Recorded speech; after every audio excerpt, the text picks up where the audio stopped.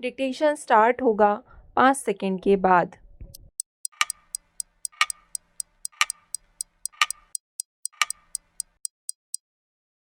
यथार्थवाद के बगैर राजनीति स्थिर नहीं हो सकती।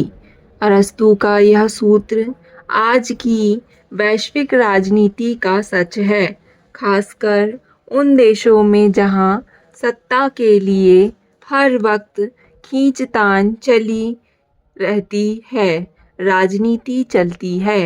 यह राजनीति संविधान और आवाम के सामूहिक हित की बात करती है, लेकिन हकीकत में यह सब राजसत्ता हासिल करने के लिए होती है। स्थिरता इसका उद्देश्य नहीं होती। वहीं वक्त और बाजार राजनीति के औजार जैसे हैं। अब जैसी ज़रूरत होती है, ये अपने तेवर के साथ बदल जाते हैं। एक वक्त था राजनीति और बाजार धर्म के अधीन हुआ करते थे। समय बदला और धर्म तथा बाजार राजनीति के अधीन हो गए। आज धर्म और राजनीति बाजार के अधीन दिखाई पड़ते हैं। वैश्वीकरण ने बाजार को इतनी अधिक ताकत दे दी है कि राजसत्ता और धर्म भी इनके अधीन बने रहने में ही अपना हित देखने के लिए मजबूर हो गए हैं। वैश्वीकरण के बाद दुनिया भर में हुए तमाम बदलावों में एक बदलाव व्यक्ति, परिवार और समाज की आपसी पूरकता में गिरावट भी शामिल है। इसका परिणाम यह हुआ कि हर व्यक्ति अमीर और ताकतवर बनने के लिए संसाधनों को बटोरने में लग गया। वह अपना रोब समाज पर दिखाने लगा। दूसरी तरफ जिसकी लाठी उसकी भैंस वाली कहावत राजसत्ता और बाजार में चरितार्थ होने लगी। आज बाजार लाठी भी है और भैंस भी, इसलिए उसे चुनौती देने वाली कोई दूसरी ताकत नहीं है। राजसत्ता उसे अपना मुंह फैलाने और स्वर्णिम अवसर देने के लिए अपने देश के वित्तीय कानूनों में संशोधन करने में कोई संकोच नहीं करती है। गौरतलब है कि वैश्वीकरण के बाद विदेशी पूंजी के लिए भारत में सत्तासीन केंद्र सरकारें तमाम ऐसे संशोधन वित्तीय कानूनों में कर रही हैं जिनके भावी परिणामों को लेकर चिंता जताई गई है। यह युग सत्य को नहीं नकार सकता कि हम बाजार के किसी न किसी रूप के प्रभाव में हैं। हमारी अपनी हैसियत महज झूठा दंभ दिखाने तक सीमित है। अब सवाल उठता है कि बाजार किनके हाथ में है?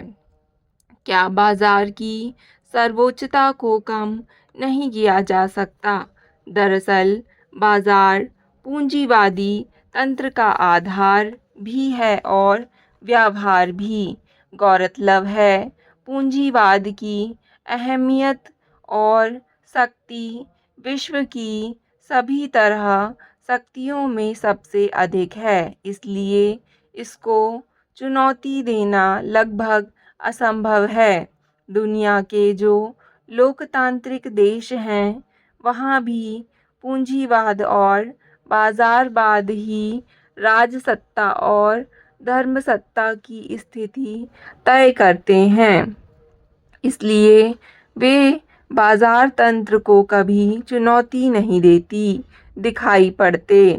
जब सोवियत संघ का विघटन हुआ था, तब से लेकर अब तक मार्क्सवाद को अपनी राजनीति का आधार मानने वाले रूस और चीन भी बाजार तंत्र और पूंजीवादी शक्तियों को किसी न किसी रूप में पोषित कर रहे हैं।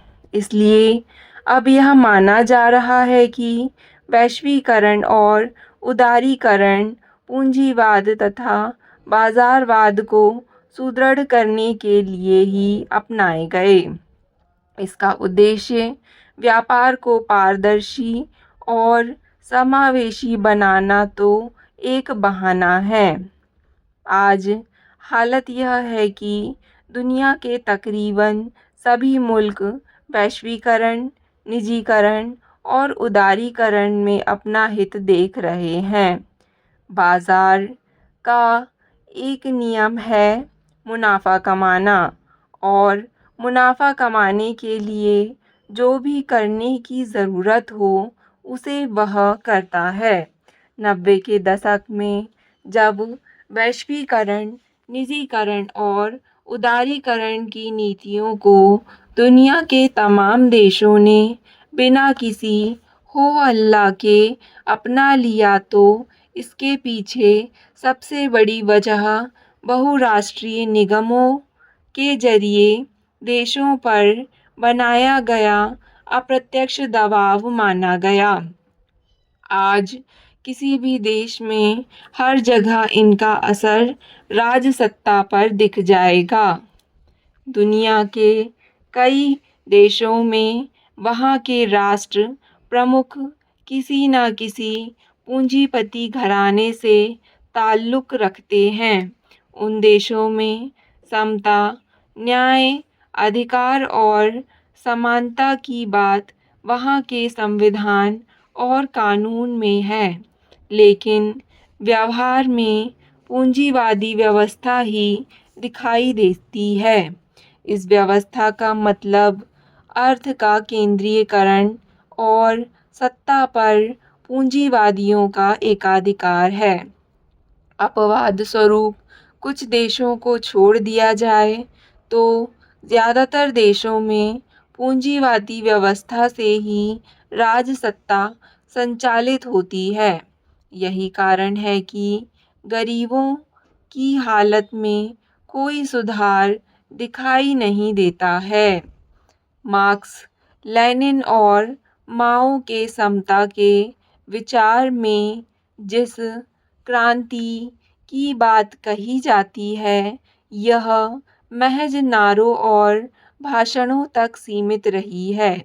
यही वजह है कि पूंजीवादी और बाजारवादी प्रवृत्तियों और शक्तियों को फैलने से आज तक नहीं रोका जा सका है।